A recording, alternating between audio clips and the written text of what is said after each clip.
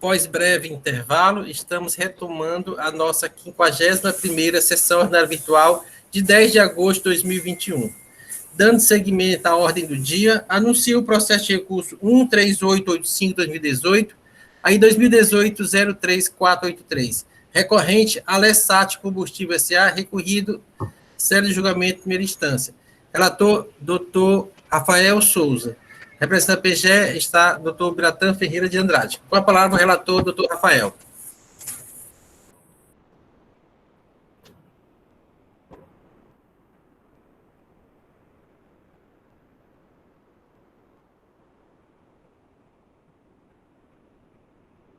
Sem áudio. Renovando meu bom dia a todos. Esse processo, ele trata de... Eu estou com um vizinho fazendo barulho aqui em cima de mim, numa obra, meu Deus do céu. Mas vamos nós. Fala de recolhimento do imposto, em todo em parte. Deixa eu sair daqui. Inclusive, é devido à substituição tributária na forma dos prazos regulamentares. A empresa deixou de recolher... Nossa, tem a casa toda que o homem está batendo, hein? Em 2014, o valor de ICMS-CT de 607.961,24, devido pela diferença de 576.375 litros de gasolina A, adquirido sem a devida comprovação do recolhimento do imposto, conforme levantamento de estoque detalhado e informação complementar anexada. A capitulação é no artigo 1231-C da Lei 2.670. Conforme informações complementares, o grupo lá das SEMAS fez a comparação de estoque de gasolina A, estoque inicial, entradas, saídas, estoque final, gasolina C da mesma forma, e apurou a diferença de 576.375 litros. Passo seguinte, foi localizado o preço médio ponderado da gasolina A, a identificação do valor da operação, a MVA, a base de cálculo, e sobre ela foi aplicada a alíquota de 27%, chegando-se ao valor de 607.961,24. Nas informações fiscais, constam também informações relevantes sobre o que se controverteu desde o início, e que, durante a ação fiscal, a empresa apresentou manifestações acerca do resultado preliminar do levantamento do estoque, justificando que as diferenças decorreriam em síntese de, o item 3 da resposta do contribuinte, ajuste de inventário. No cálculo da Alessat, é considerado como aumento de volume os ajustes de inventário. Os ajustes de inventário são os valores quantitativos que mensuram em litros a quantidade de combustível aumentada ou diminuída devido a alterações volumétricas causadas pela oscilação de temperatura a qual está sujeito o combustível por ser um líquido altamente volúvel. Prosseguindo. Tal justificativa não foi acatada na ação fiscal por dois motivos. A ausência de prova técnica pelo fiscalizado de que a quantidade extra seria decorrente exclusivamente das alterações volumétricas, em razão da oscilação da temperatura. B. Não reconhecimento de que as regras emitidas pelo Departamento Nacional de Combustíveis e pela Agência Nacional de Petróleo, sob menção ao limite de tolerância de 0,6, indicariam aí, para fins de ICMS, uma tolerância sobre as variações volumétricas. O autuado interpôs defesa, sustentando argumentos de que essa variação volumétrica decorre porque ele tem que registrar as vendas com base no volume medido a 20 graus Celsius, ao passo que o registro das saídas dessas tem que ser pelo volume aferido à temperatura ambiente, cuja média é superior.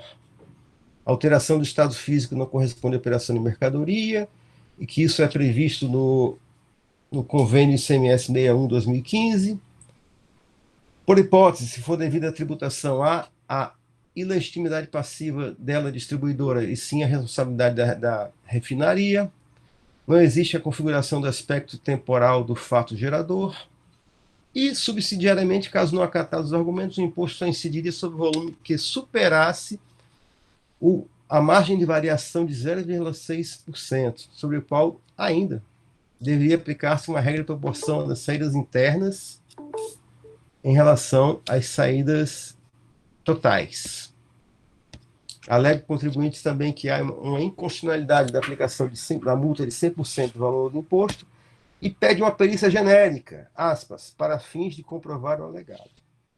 Em primeira instância, o auto de infração foi julgado procedente, folhas 126 e 147, julgamento de 6/5/2020. O julgamento, analisa os pontos colocados na defesa e conclui pela procedência do lançamento, citando o precedente da resolução 026/2007 da Câmara Superior, que trata essa matéria da dilatação volumétrica. O recurso, folhas 153 e 191, de 13/10/2020, reitera as razões de defesa, só que com 2 pontos inovados. Primeiro é que o STJ, em 8/9/2020, no RESP 431 Paraíba, primeira turma, relator Benedito Gonçalves, tem um julgado que lhe é favorável, descreve que não há incidência de ICMS sobre a dilatação volumétrica. E pede uma perícia para que, entenda-se necessária, a conversão do processo de diligência para que o perito recalcule a base de cálculo tributável, considerando a margem de presunção de 0,6% prevista na portaria número 26.1992 da ANP. Processo encaminhado à célula de assessoria processual tributária, que emite parecer 15/2021, manifestando-se pelo conhecimento do recurso ordinário e negativo de provimento, confirmando a procedência da primeira instância, fazendo menção à resolução 03/2018 da Câmara Superior. Senhor presidente, é esse o relato, é um tema já conhecido nosso aqui, né? Teve uma discussão que eu participei no começo desse ano, era distribuidora Ipiranga. Muito obrigado. Obrigado, doutor Rafael. Exatamente, foi da Ipiranga até eu resgatei agora. Nesse momento, doutor Rafael, houve desempate, teve empate na época, né? Já foi desempatado pela procedência da atuação. Com a palavra, doutor Biratã Ferreira de Andrade. Obrigado, senhor presidente. Presidente, antes de tudo, eu quero só destacar aqui o seguinte, que nós estamos aqui diante de um levantamento quantitativo de estoque, né? Porque, assim, a empresa, ela utiliza a argumentação da questão da expansão volumétrica, mas em nenhum momento, isso é bom destacar, até porque, assim, se criou, assim, o hábito de você ir logo direto para a expansão volumétrica, quando, na verdade, é uma alegação da empresa, porque o que se tem aqui é apenas o confronto, né, do que entrou, do que saiu, do que está no estoque. Então, assim, a gente tem sempre analisado os levantamentos de estoque, sempre quando essas saídas são superiores à entrada, então a gente detecta aqui uma omissão. E, no caso, essa omissão apurada aqui foi de 576.375 litros, né, de saídas superiores ao que entrou. Então, assim, esse é o primeiro ponto a destacar, porque, assim, o contribuinte não apresentou nenhuma prova do que ele está alegando. Então, caberia, ao invés dele querer que o fisco produzisse alguma prova, caberia a ele não só justificar, mas apresentar alguma prova técnica disso, né? E não caberia ao fisco, essa prova caberia ao contribuinte. O fisco apontou, fez o levantamento do seu inventário e detectou a omissão. Então, caberia, então, aí provar as suas justificativas. Esse é um dos aspectos aí que eu abro o preâmbulo aqui dessa manifestação, que eu iniciei a manifestação. No mais, de qualquer forma, a gente tem que ter como premissa, né, o fato gerador do ICMS ocorre no momento da saída da mercadoria do estabelecimento. É o que dispõe o artigo 3º da Lei 12.670/96. E assim, é irrelevante se essa saída decorreu de uma expansão volumétrica ou decorrente de qualquer outra circunstância. Destaco isso caso tivesse estado demonstrado aí que realmente teria sido uma expansão volumétrica, né? Ainda assim, não seria suficiente para elidir a acusação fiscal.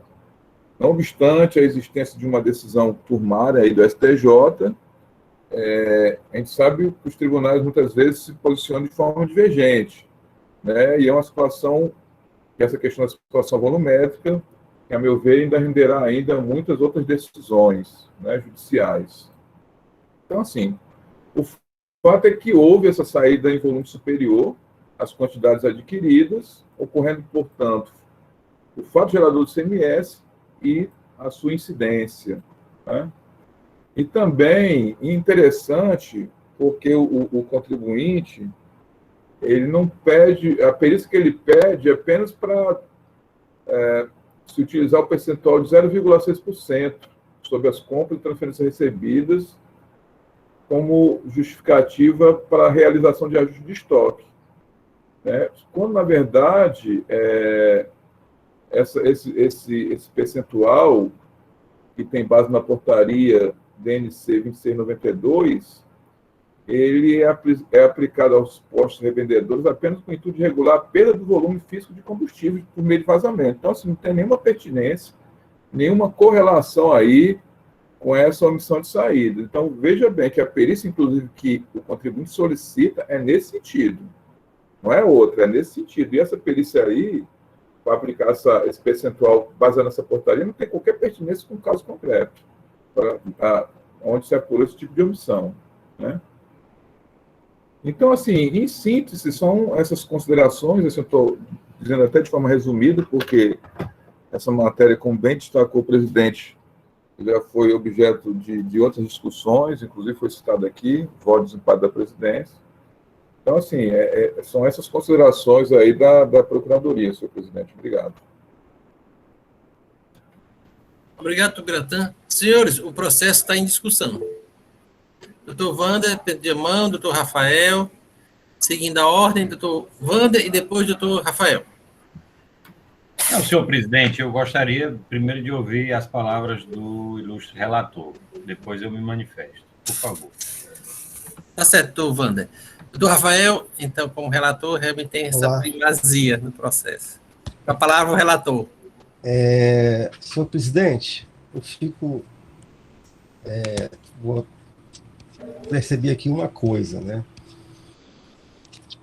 O julgado da Câmara Superior foi em 2018, o outro foi em 2017, parece que um relator foi o doutor Leilson e o outro foi a doutora Elineide, né? Então aqui nós estamos muito bem servidos. Eles são de 2017 e 2018, aí o STJ, desculpa, decidiu dessa forma diferente, né? De que isso não seria fato gerador do ICMS. Então, eu entendo que isso não pode ser desconsiderado, né? O STJ interpretou o conjunto das normas existentes e já chegou à conclusão que, a partir dessas, o julgador pode selecionar o que seja ou não tributável. É uma interpretação conforme a juridicidade do sistema como um todo. E que, esse é um ponto. Outro ponto é esse 0,6%. Em direito tributário, aliás, em qualquer ramo de direito, a gente usa muito presunção, né? Muito presunção. Aqui no nosso mundo tributário, a gente tem a presunção de que, para que fim de crédito ICMS, são alheios à atividade de estabelecimento de veículos de transporte pessoal. No nosso regulamento, tem a presunção de que, numa indústria, 80% do montante da energia comprada vai para a produção industrial, de outros 20% não. A própria apuração por comparação de movimentação de entradas, saídas e estoques é um uso eficaz de presunção bem colocado. Constatada divergência, a administração tributária não precisa identificar quem foi o destinatário daquela mercadoria que não foi localizada perante os registros. Está lá a presunção e a alíquota será sempre interna, né? Não precisa nem fazer presunção de que foi essa aqui é saída interestadual, isso aqui foi exportação. Bem assim, os órgãos de controle de combustíveis estabeleceram essa presunção de 0,6 como razoável para a variação volumétrica contra a temperatura. E ainda que ela tenha sido pensada com viso de proteção ambiental, tal circunstância não impede que ela seja aplicada em direito tributário.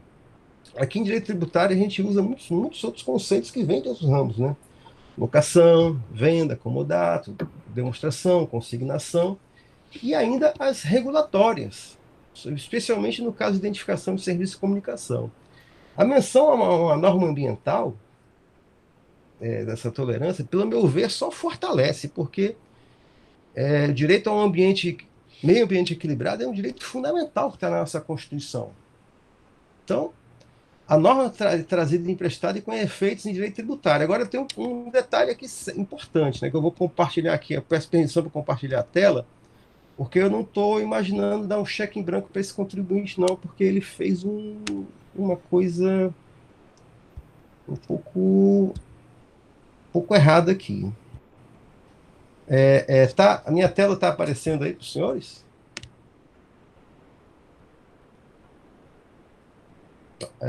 O Word, tá? Deixa eu aumentar aqui.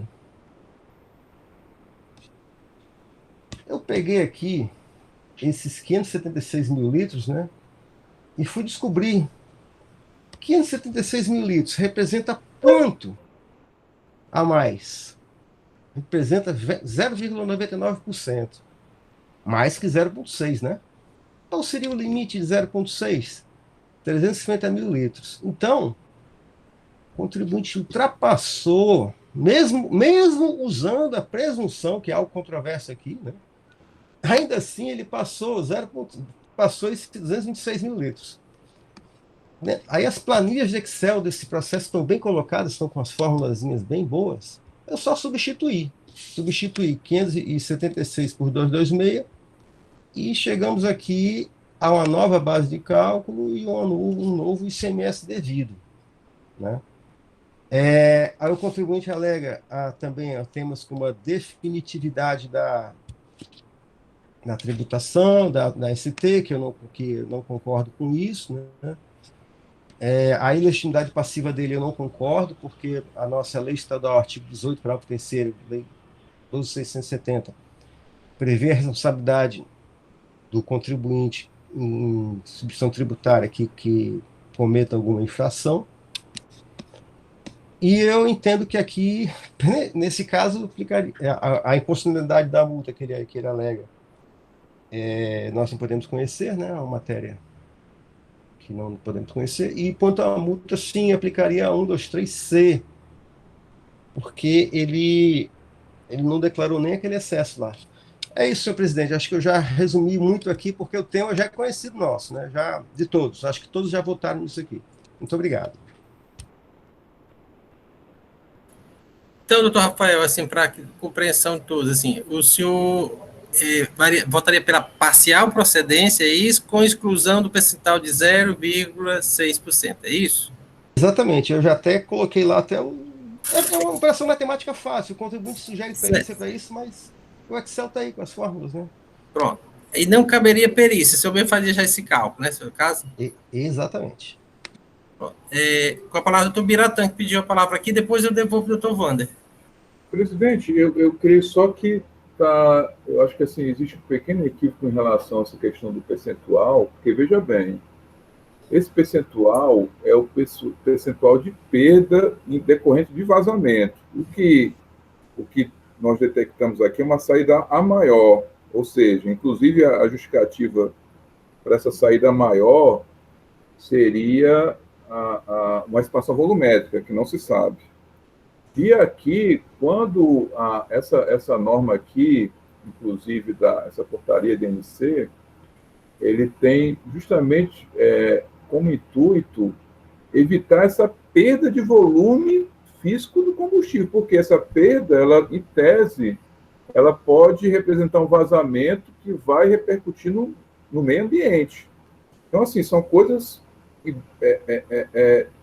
não têm relação, inversamente proporcionais, digamos assim, porque eu estou falando aqui, essa portaria fala que existe uma perda aqui no estoque, e, na verdade, o contribuinte teve um ganho. Então, são coisas distintas. Era só essa observação. Obrigado, Biratã. Doutor Leis, vou conceder a palavra para o senhor, mas antes o doutor Wander já tinha pedido inscrição, que foi o doutor Rafael, doutor Wander, depois o senhor, tá certo? Doutor Wander, com a palavra. Senhor presidente, eu gostaria só de trazer à baila aqui que esse assunto salvo engano, vocês resgataram um processo do começo do ano da Ipiranga, mas, salvo engano, em junho, nós discutimos isso também com a Petrobras. Salvo engano, relatado por mim, por doutor Henrique e doutor Alexandre, só mudando os combustíveis. Isso, verdade, doutor. Não é verdade?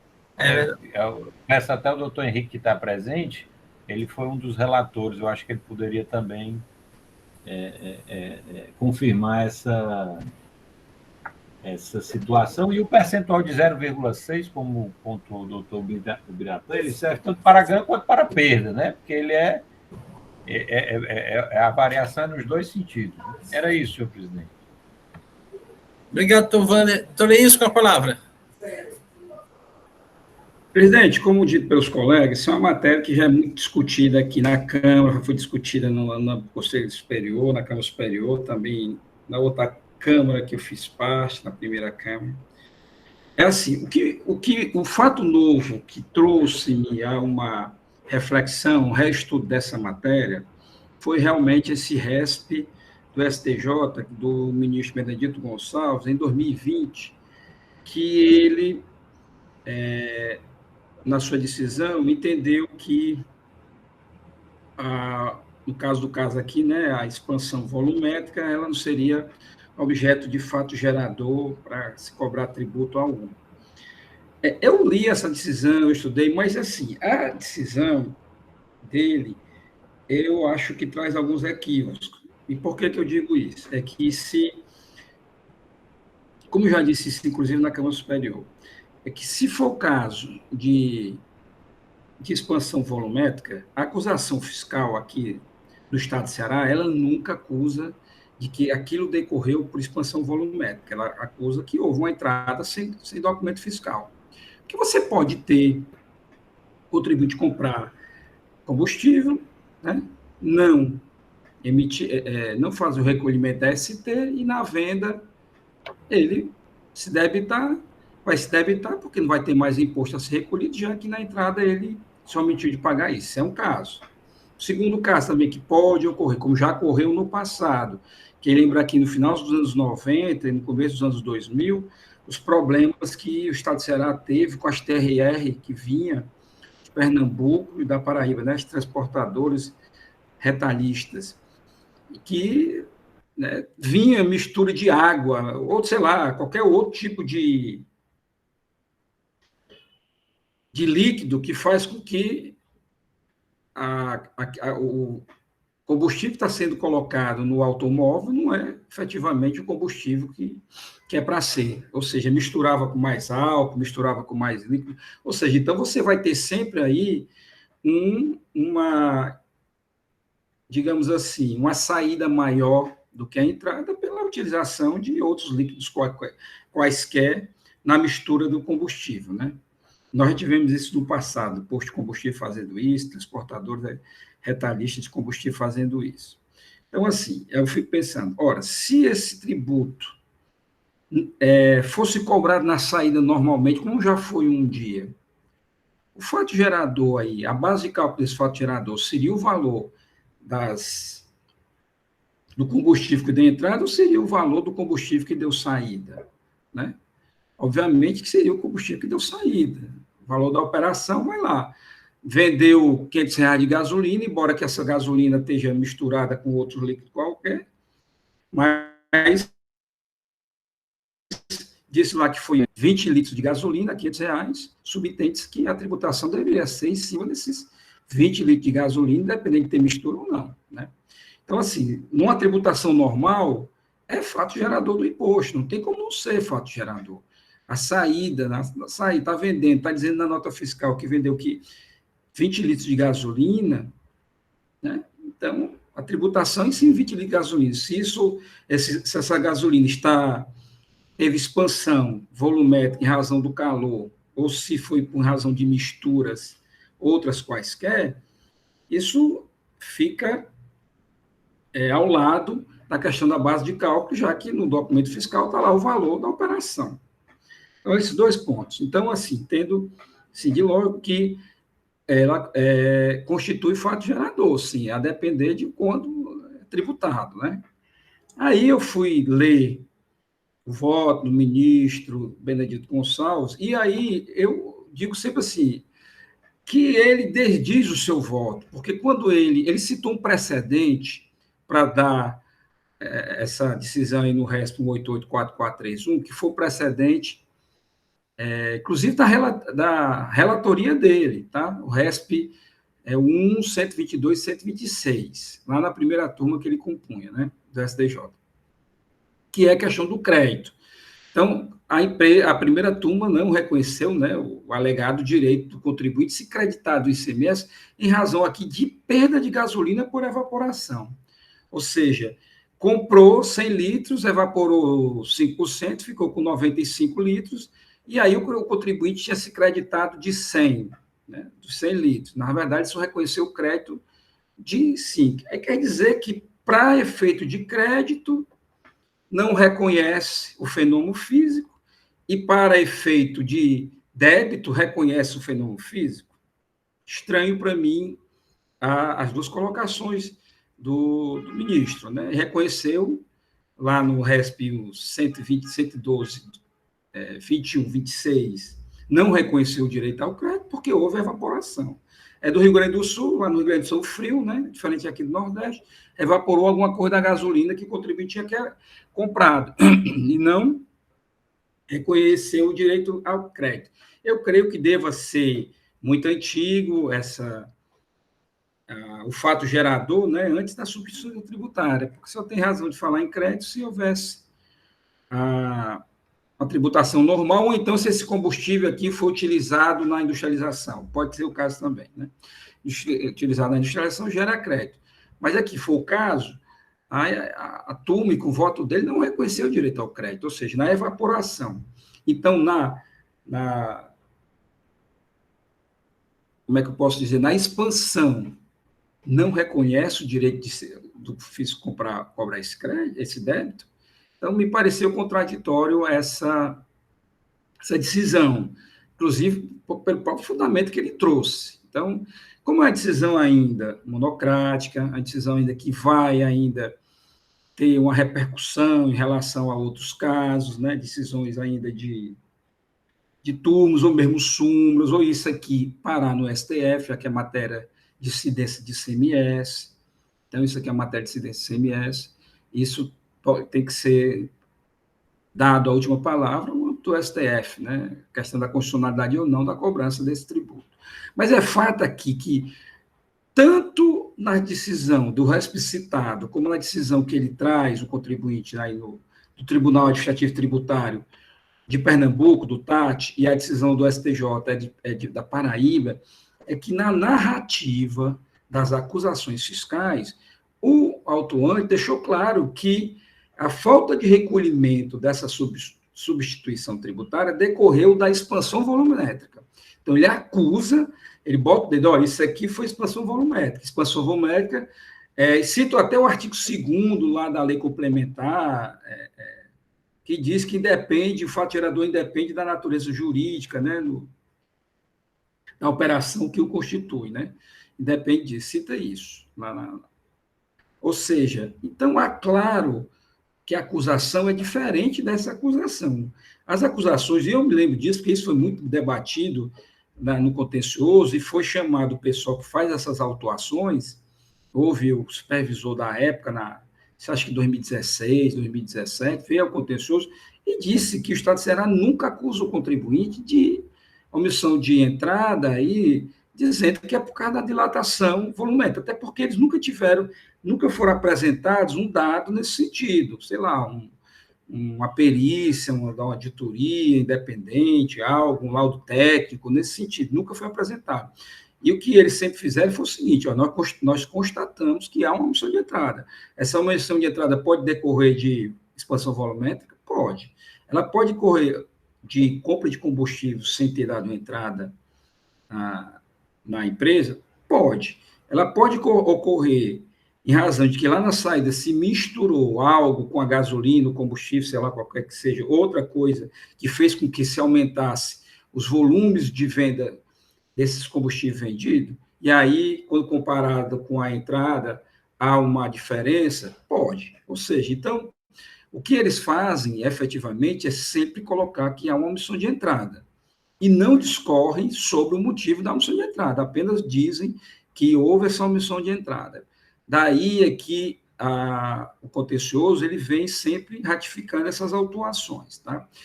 Eu espero até que essas autuações cheguem no Poder Judiciário no sentido de verificar esse caso do Estado de Ceará, que ele é diferente do caso da Paraíba e de Pernambuco, porque nesses casos houve acusação efetiva de que essa omissão de entrada decorreu da variação volumétrica.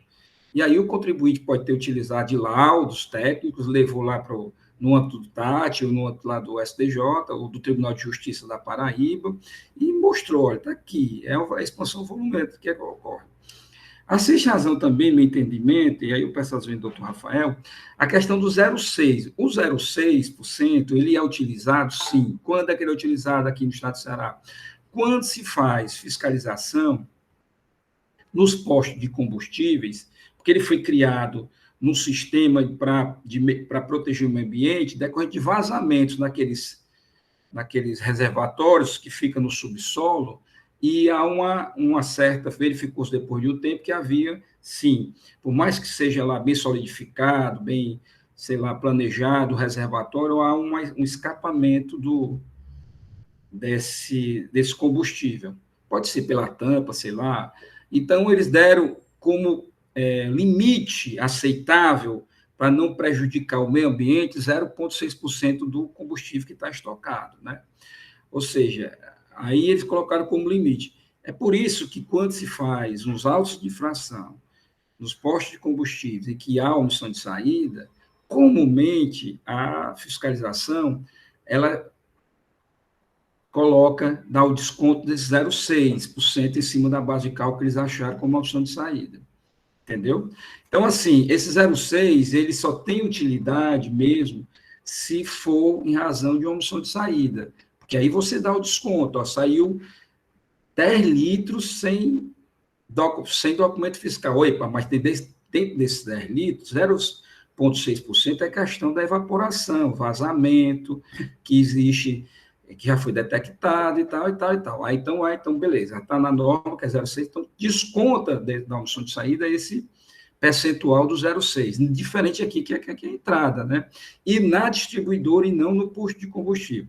Então, assim, eu sei desse RESP, né? A gente tomou conhecimento desse RESP, esse RESP já foi debatido, mas ele não é ainda conclusivo no sentido, a meu ver, de você em proceder ou parcial proceder à autuação, unicamente porque no Estado do Ceará não se faz acusação de que aquela omissão de entrada decorreu da expansão volumétrica, que também, pela própria, no meu entendimento, contradição existente no voto do ministro Benedito Gonçalves, que no caso de evaporação, ele acha que a empresa não teria direito ao crédito do total da nota fiscal, mas sim menos esse percentual, digamos assim, da evaporação. Então, para se creditar, ele diz que houve uma perda de gasolina, então o contribuinte não deveria se creditar, deveria fazer o estorno desse crédito, ou seja, um débito, né? Lançar um débito dessa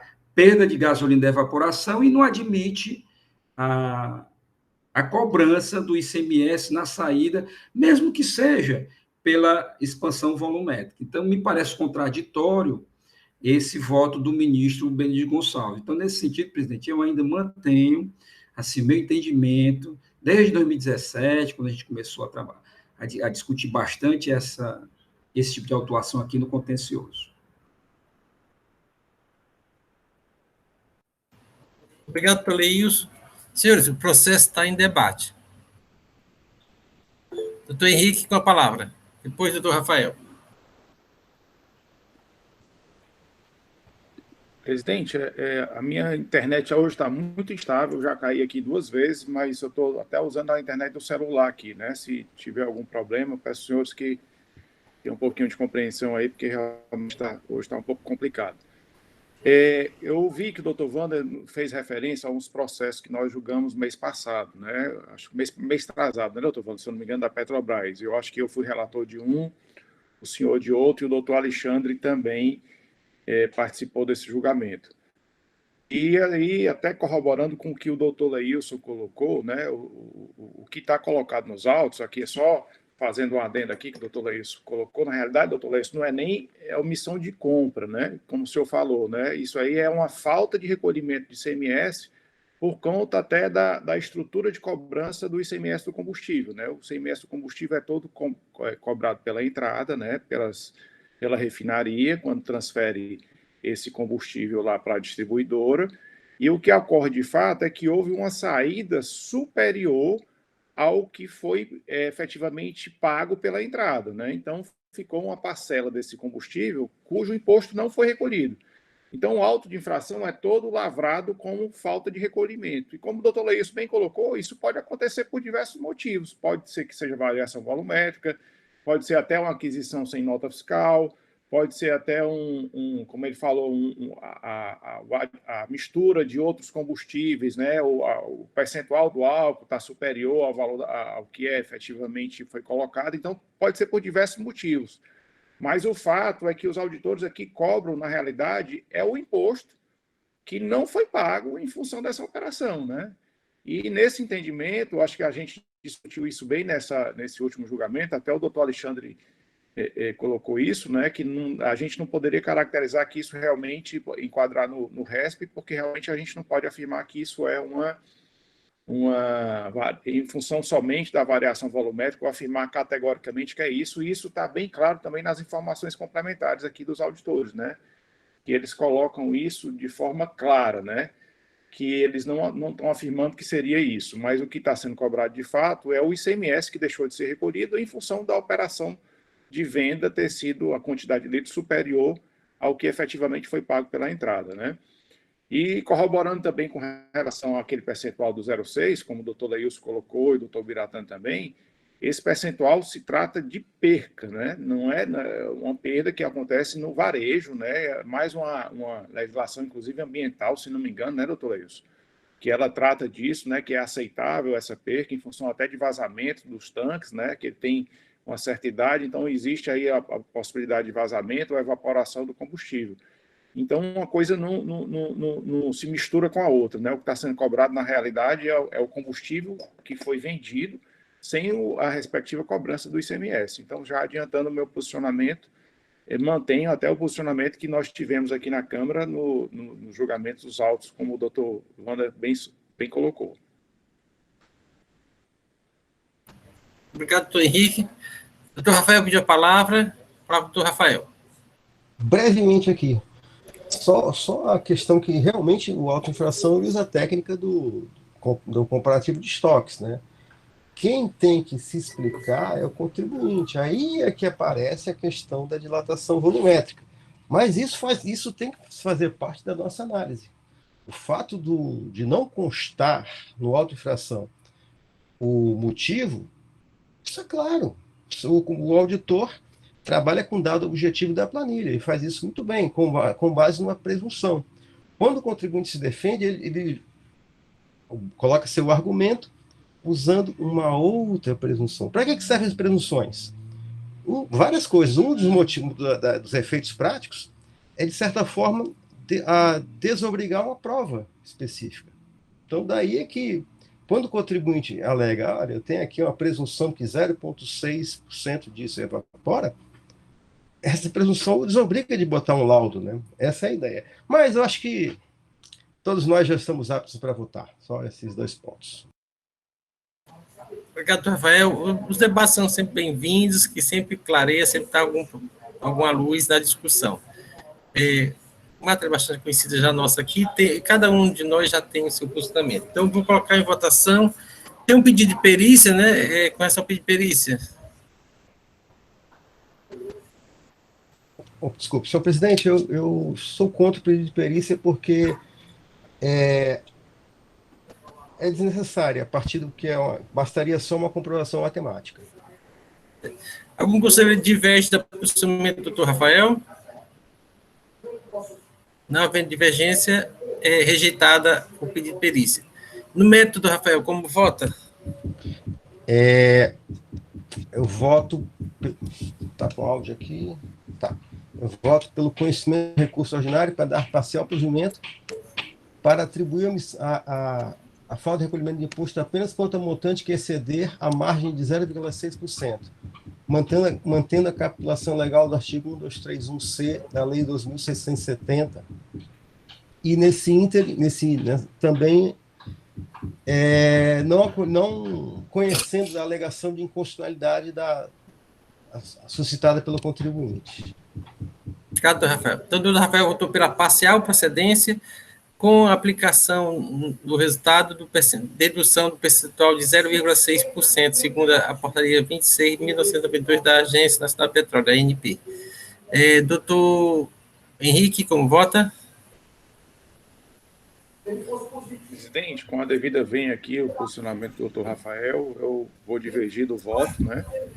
Até mantendo coerência com os julgamentos anteriores, no sentido de confirmar o que foi colocado na aprovação, né? Não aplicando o percentual do 0,6%, sem com o que foi apurado aqui no auto de infração. Doutora Elineide, como vota? Senhor presidente, com o primeiro voto divergente. Doutora Ilson. Presidente, peço bem ao doutor Rafael para acolher a divergência. Doutor Wander. Senhor presidente, pedindo as devidas vênias ao ilustre conselheiro Rafael, eu acompanho o primeiro voto divergente. E doutor Marcos Mota. Doutor Marcos. Eu acho que ele travou. Está congelado, né, a imagem?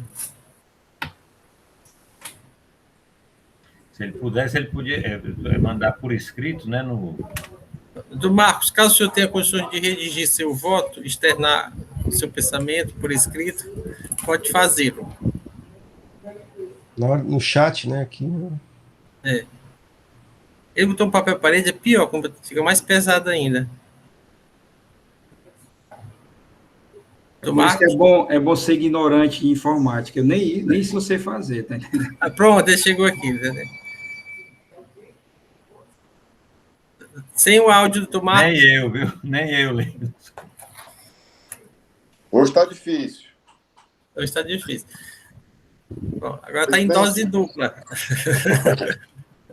Peço bem que é o nosso conselheiro Rafael, mas vou cumprir ele divergente também.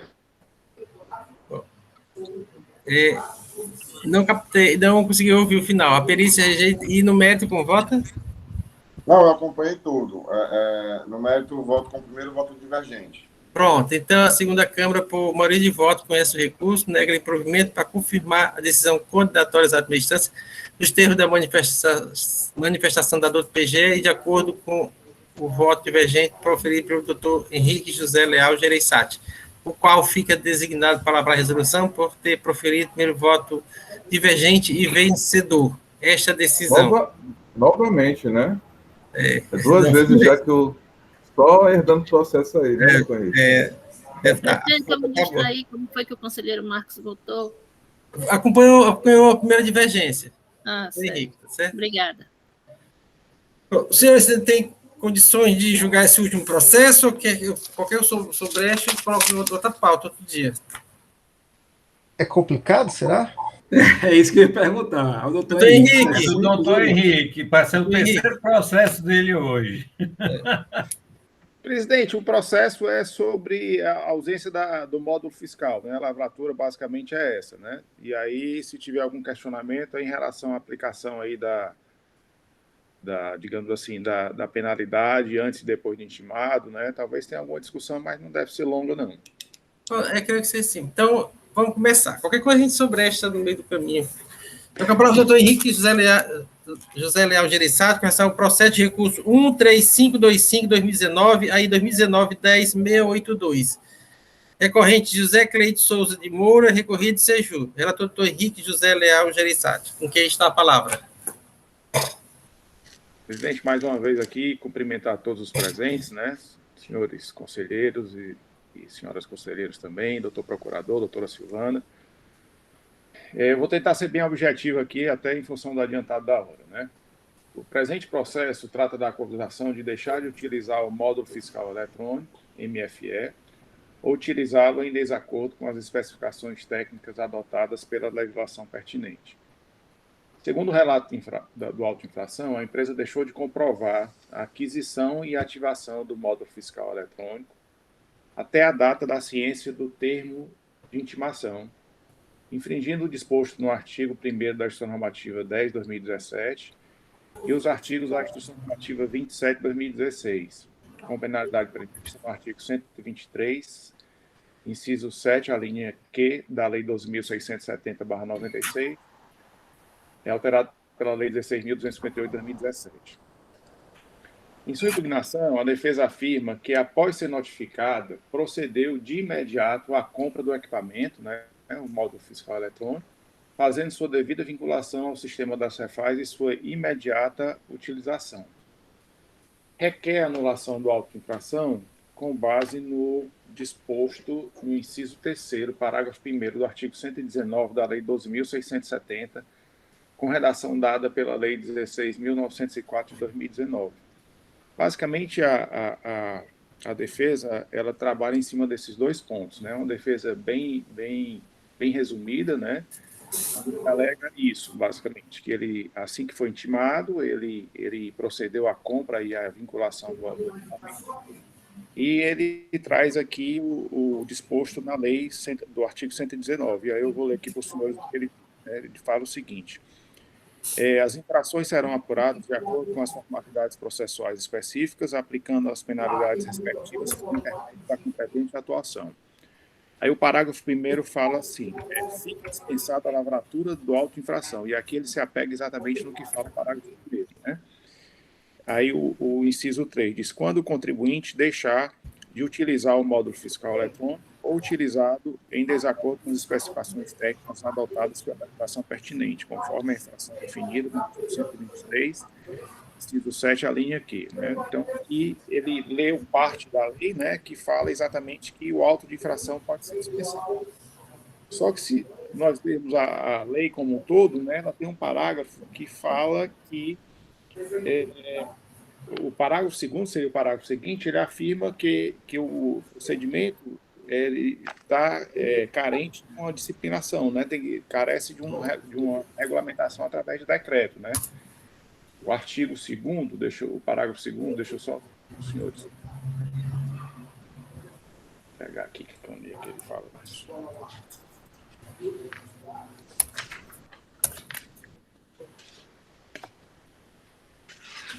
Então, ele se apega basicamente nisso para a defesa, né? E não traz esse parágrafo 2º, né? Que fala que isso carece de regulamento. O julgador de primeira instância entende pela procedência do auto, e aqui ele faz a seguinte referência, né? Que apesar da impugnante afirmar que cumpriu a obrigação do prazo do termo de intimação, não se constata nos sistemas da Cefaz resultado algum quanto à obrigação reclamada. Esclarece na oportunidade que, mesmo que houvesse comprovação de que o contribuinte tivesse adquirido, vinculado e validado o módulo fiscal eletrônico após o recebimento do termo de intimação, ainda assim o auto de infração deveria ser acolhido, uma vez que o prazo determinado no referido termo era para o contribuinte demonstrar, se fosse o caso, o anterior cumprimento da obrigação. Destaque-se que que não mais existia espontaneidade para o cumprimento da obrigação após o início da fiscalização, conforme o entendimento disposto na Instrução Normativa número 19 de 2017, né? E aqui ela traz também o que foi colocado com relação ao artigo 119, né? Que o parágrafo 1º do artigo 119 dispensa a lavratura do auto de infração nos casos do contribuinte deixar de utilizar o módulo fiscal ou utilizá-la em desacordo com as especificações técnicas adotadas pela legislação. Já o parágrafo 2º afirma que o disciplinamento dos procedimentos para aplicação das penalidades de que trata o referido artigo será feito por ato do chefe do Poder Executivo. E traz ainda uma nota explicativa que foi editada em março de 2020, que também trata sobre esse assunto, né, que diz exatamente o seguinte, que o disposto no parágrafo 1º do artigo 119 da Lei 12.670, que tornou prescindível a lavratura da auto-infração nas situações que indica, constitui norma de eficácia limitada, cuja aplicação está a depender de atividade normativa que a viabilize, notadamente decreto regulamentar que autoriza a dispensa, caracterizando o que prescreve o parágrafo 2º do mesmo artigo. Então, o julgador de primeira instância teve esse entendimento, com base no que foi posto, inclusive, nessa nota explicativa, né, julgando procedente a auto-infração. A empresa interpõe recurso tempestivo, né, ratificando os argumentos apresentados na impugnação anterior, e o processo é encaminhado para a assessoria processual tributária, que emite um parecer concordando, basicamente, com todas as afirmações do julgamento singular. De forma resumida, senhores, seria esse o relato. Obrigado, doutor Henrique. Com a palavra, doutor Biratã.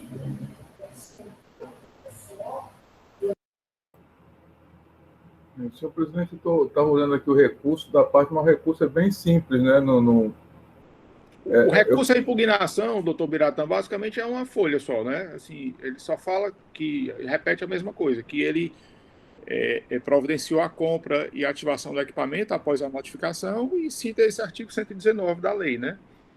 E aí ele pega a redação que faz só até onde interessa a ele, o parágrafo. O artigo, dá para ler aí, porque o parecer ele não cita aqui o artigo, ele cita, deixa eu ver aqui. É porque a minha internet está ruim, eu tinha aberto aqui, mas não estou mais conseguindo abrir a própria lei, sabe? Mas o ideal era ler a lei 12.670. Porque assim, o parecer, ele cita os dispositivos sem, mas não, assim, não cita o conteúdo. Ele faz só menção. Ele cita o conteúdo, ele transcreve. O parecer? O parecer, deixa eu ver, o parecer não é, mas no recurso não, ele transcreve. Parecer não. Não, parecer não, mas no recurso tem isso, doutor Biratã. No recurso e na impugnação tem. Só que ele não transcreve o artigo todo, né? Na onde não interessa a ele, ele corta, só fala nesse pedaço. O senhor quer que lê qual artigo? É o 119? É o 119, Se quiser, eu posso ler. Eu agradeço. 119. As infrações serão apuradas de acordo com as formalidades processuais específicas, aplicando-se as penalidades respectivas por intermédio da competente autuação. Parágrafo 1º. Fica dispensada a lavratura do auto de infração. 1. Nos casos de atraso de recolhimento de crédito declarado pelo contribuinte em documento que formalizar o cumprimento de obrigação acessória. 2. Na hipótese do artigo 127-A. 3. Quando o contribuinte deixar de utilizar o módulo fiscal eletrônico ou utilizá-lo em desacordo com as especificações técnicas adotadas pela legislação pertinente, conforme a infração definida no artigo 123, inciso 7, a linha Q. Aí o parágrafo 2º prevê que ato do chefe do Poder Executivo disciplinará os procedimentos para aplicação das penalidades de que trata este artigo. A questão é exatamente essa, doutor Biratã. Ele não traz esse parágrafo 2º, né? E esse ato do Executivo é que até hoje me parece que não foi editado, né? Então, o entendimento do julgador de primeira instância e da assessoria processual tributária é que essa eficácia ela é, digamos assim, restrita, enquanto não houver essa regulamentação. É porque assim, a eficácia limitada é quando ela depende de regulamentação, né? Isso. Então, assim, bem, eu não tinha... Na verdade, assim, quando eu analisei ontem esse processo, eu não tinha olhado sobre esse prisma. Eu verifiquei apenas a argumentação do contribuinte, que a questão da espontaneidade, da ausência de espontaneidade quanto da lavratura do auto, né, que ele não teria mais como sanar isso, mas confesso a vocês que não cheguei a me debruçar sobre esse dispositivo legal. Porque o que me chama a atenção é porque tem a princípio, uma norma dispensando a lavratura do auto, né,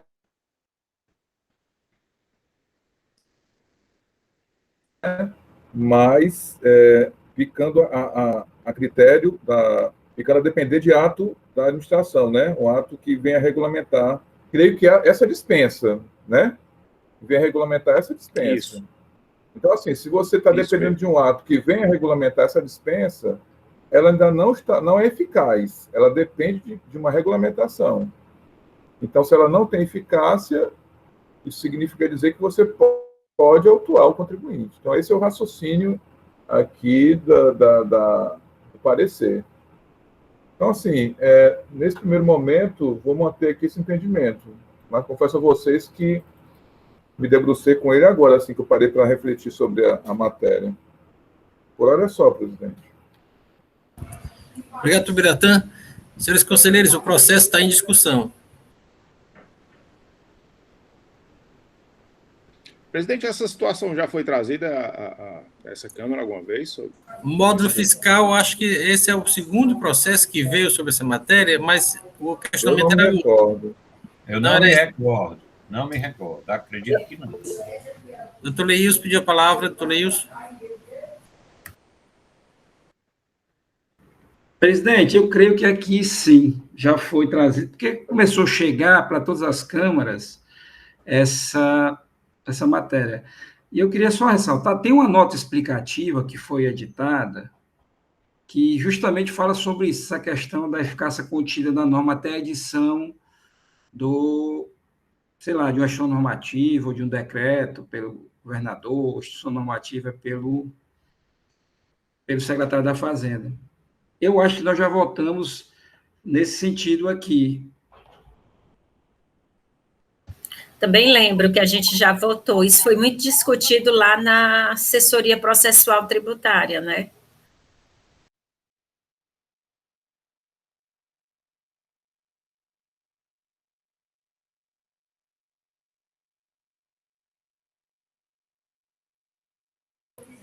Se os senhores querem mais... Vocês querem mais discussão ou já estão aptos a votar?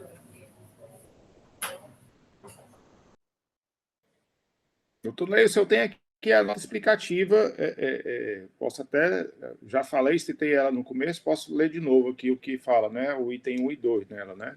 Não sei se pode ajudar, mas posso ler aqui. Diz o seguinte: o disposto no parágrafo 1º do artigo 119, né? Da Lei 12.670, que tornou prescindível a lavratura do auto de infração nas situações críticas, constitui norma de eficácia limitada, cuja aplicação está a depender de atividade normativa que a viabilize, notadamente decreto regulamentar que autorize a dispensa, considerando o que prescreve o parágrafo 2º do mesmo artigo, que aí está falando exatamente do módulo fiscal, né?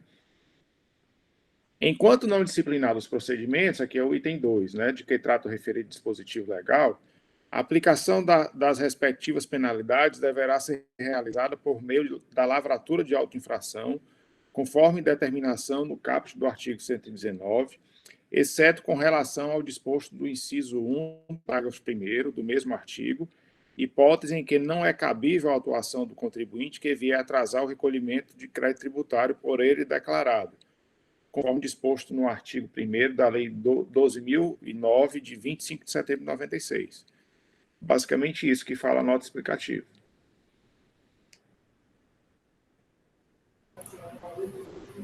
Doutor Leils, com a narrativa aí, da explicativa lida, muda algum pensamento do senhor? Não, é aquilo que eu disse, né? A nota explicativa trata que esse dispositivo do decreto ele tem que ficar contido. Nunca sai um decreto, ou mesmo uma instituição normativa para regulamentar. Né? Limitada. É limitado até sair esse decreto ou uma instituição normativa. Assim. Então, podemos votar já? O doutor Henrique, como vota? Presidente, eu recebo o recurso voluntário, né, para negar-lhe provimento, né, e manter a decisão condenatória em primeira instância com base no que está exposto aqui, do que foi exposto nessa nota explicativa também, que ele fala da norma, que essa norma tem uma eficácia limitada, né, a depender desse decreto, que pelo que eu entendo até hoje parece que não foi publicado, né. Doutor Elineide. Com o relator. Doutor Leilson, Com o relator, presidente. doutor Wander, Acompanho o relator, senhor presidente. doutor Marcos, Com o relator, presidente. e doutor Rafael. Com o relator, presidente.